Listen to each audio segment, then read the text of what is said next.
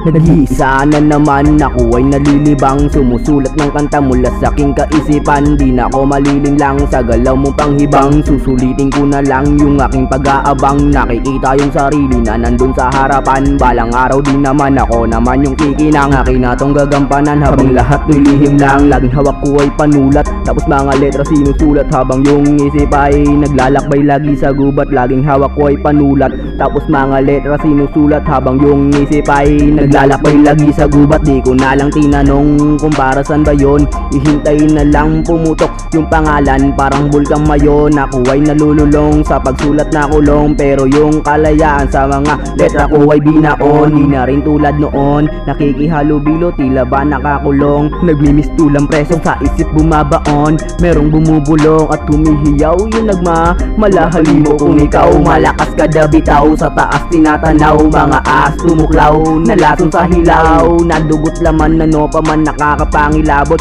yung talento sa aking bumabalot habang nagliliyab sa takot. Mga karanasan sa aking tila bay daan, ito ay paraan para mapuntahan ng paraisong sa kinakalaan. At dun napagmasdan, halimaw sa bungo at sa aking katawan, tinatatak na lang sa aking isipan. Huwag ko nang pakawalan, baka magwala na naman at di ko mapigilan.